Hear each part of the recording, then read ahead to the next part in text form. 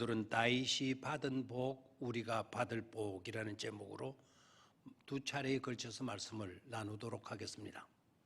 오늘 우리가 묵상하게 될 본문의 말씀은 사무엘하 5장 2절의 말씀입니다.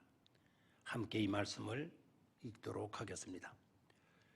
전에 곧 사울이 우리의 왕이 되었을 때도 이스라엘을 거느려 출입하게 하신 분은 왕이시였고 여호와께서도 왕에게 말씀하시기를 네가 내 백성 이스라엘의 목자가 되며 네가 이스라엘의 주권자가 되리라 하니라. 아멘. 다윗에 대한 기록이 가장 많습니다. 참고로 보면 아브라함은 16장에 걸쳐서 아브라함이 소개되고 있고 요셉과 야곱은 11장에 걸쳐서 소개되고 있습니다. 그런데 다윗의 이름만 나오는 것을 빼고도 무려 66장, 66장이나 됩니다. 성경에서 하나님의 이름 다음으로 가장 많이 나옵니다. 그것은 실로 그의 위상이 대단했음을 우리에게 말해주고 있는 것입니다. 그러나 그는 그렇다고 해서 자신을 놀래지 않았고 주님을 높입니다.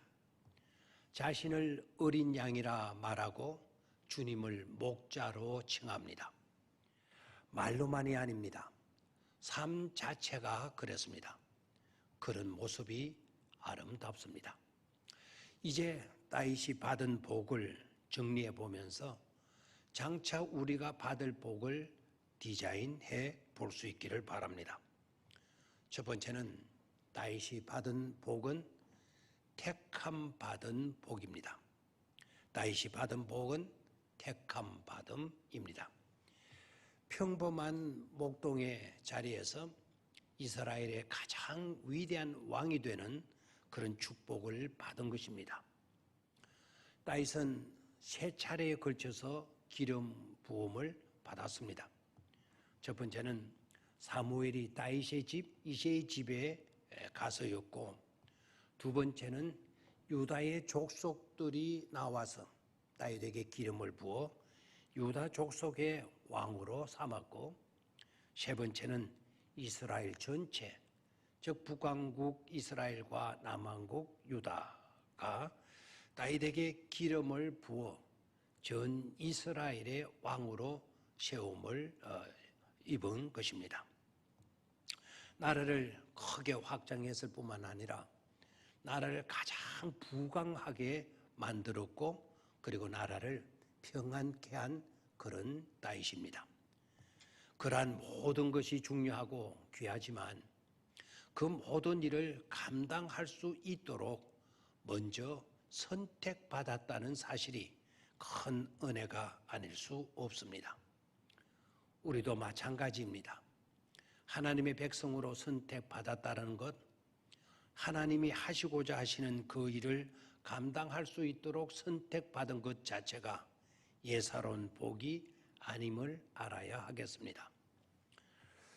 두 번째로 다윗이 받은 복은 이김의 복입니다. 다윗을 당할 자가 없었습니다.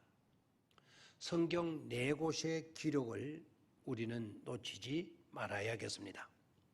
사무엘하 8장 6절과 14절, 그리고 역대상 18장 6절과 13절의 말씀, 우리가 눈여겨보면서 공통적 내용이 뭔지를 한번 염두에 두고 읽어보시기를 바랍니다.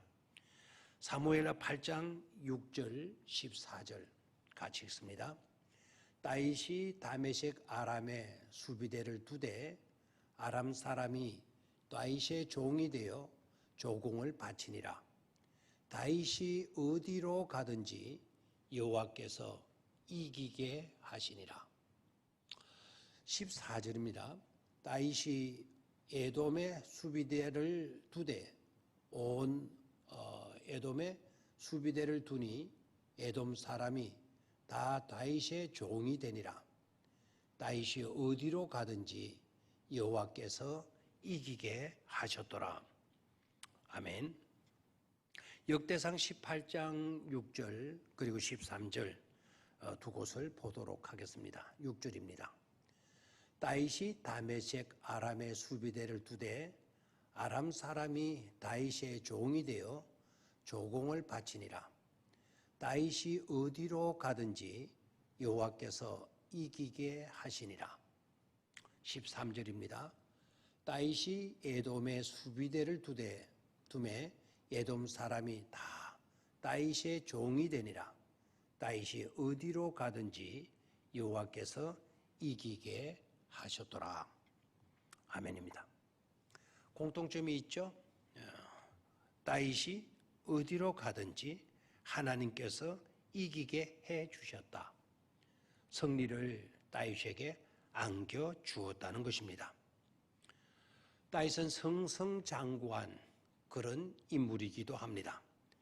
블레셋과 모압, 아람, 암몬, 아말렉 그리고 에돔 무려 6개국과 수많은 싸움을 해서 모두 승리로 이끈 그런 인물이기도 합니다. 그와 같이 다윗이 승리한 비결을 성경은 이렇게 말씀합니다. 사무엘하 5장 10절. 그렇게 승리할 수 있었던 승리의 비결이 어디에 있었냐? 사무엘하 5장 10절. 만군의 하나님 여호와께서 함께 계시니 다윗이 점점 강성하여 가니라. 만군의 하나님 여호와께서 함께 계시니 다윗이 점점 강하여져 가다. 즉 하나님이 다윗과 함께 하셨기 때문임을 알 수 있습니다. 군사력이 아니었다는 것입니다. 다윗의 재능과 용맹 때문이 아니었다는 것입니다. 모든 어려운 여건과 상황 가운데서도 승리케 하시는 하나님, 여호와 니시의 하나님이 함께 하셨기 때문입니다.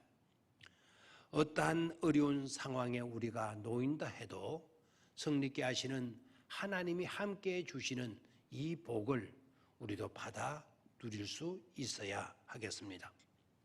세 번째로 다윗이 받은 복은 용서의 복입니다. 다윗이 받은 복은 용서의 복입니다. 용서를 받아본 사람은 용서가 얼마나 큰 축복인가를 압니다. 사람을 가장 고통스럽고 힘들게 만드는 것이 바로 죄입니다. 영혼까지 파멸시키기 때문입니다. 온몸을 바짝바짝 타게 만들고 불안과 초조함으로 떨게 합니다. 음식을 먹을 수 없게 하고 잠도 들지 못하게 합니다. 다윗도 그 고통을 이렇게 말합니다. 주의 손이 주야로 나를 누르시오니 내 진액이 빠져서 여름 가뭄의 마름같이 되었나이다 라고 했습니다. 얼마나 고통스럽고 괴로웠으면 그와 같은 고백을 했을까요? 그것도 회개를 통해서만 용서가 가능합니다. 그 엄청난 죄 용서함의 복은 바로 회개를 통해서 우리에게 주어지게 되는 것입니다. 그뿐만 아닙니다. 지옥의 고통은 어떻게 하고요? 그런 죄에서 용서를 받는다, 용서를 받았다라는 것은 엄청난 축복이 아닐 수 없는 것입니다. 다윗은 고백합니다. 시편 32편 1절, 시편 32편 1절을 너무나도 잘 알고 있는 본문의 말씀이죠. 허물의 사함을 받고 자신의 죄가 가려진 자는 복이 있도다. 허물의 사함을 받고 자신의 죄가 가려진 자는 복이 있도다 했습니다. 그런데 사람들은 왜 이렇게 이 엄청난 복의 가치를 잊고 있는지, 어떻게 이렇게 우습게 여길 수가 있는지, 이런 엄청난 복을 받고도 어떻게 감격이 없는지, 그것이 너무나도 안타까운 것입니다.